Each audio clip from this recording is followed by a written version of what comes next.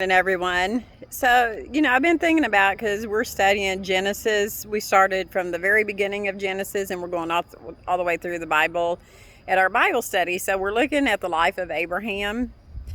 But if you go to Hebrews 11, the Hall of Faith, all the things, Abraham started out a young believer, spiritually, had to grow into the friend of God, had to walk on that journey.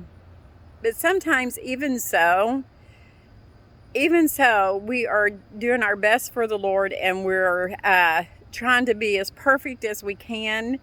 We still have those old habits that come up when we get in fear, and instead of trusting God, we turn to the old ways.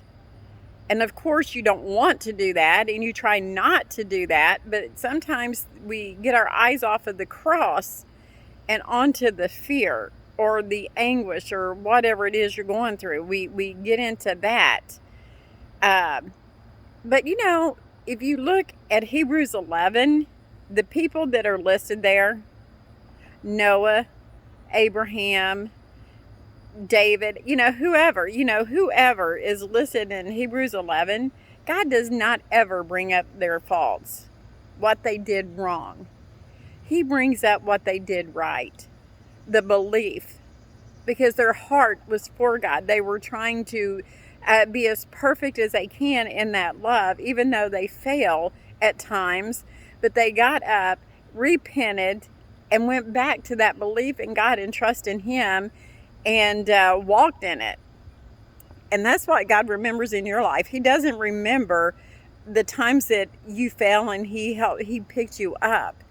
He remembers the faith that you had, the love that you have for Him. That's what He will remember in your life.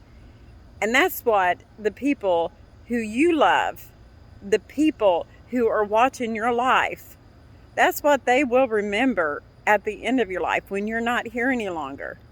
They're going to remember the lessons that through your life you taught them. When you fail, you repented and you tried not to do that very thing again.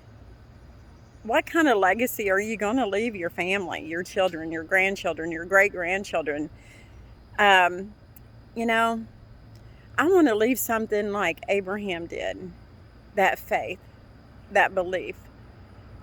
I want to leave something like David did. He was a man after God's own heart. He messed up so many times, but you know what? He loved God. He did not want to do those things. He wanted to be have a heart for God. What kind of legacy are you going to leave your family, your friends, the ones that you say that watch your life, and how you act during times of fear, anguish, anger? But anyway, I'm going to leave you with that. Hey, but I love you. God loves you more. He is not on that cross anymore because He rose again. He is in heaven waiting for you to finish your journey here, to do what you're supposed to do for Him, and be there with Him. God loves you.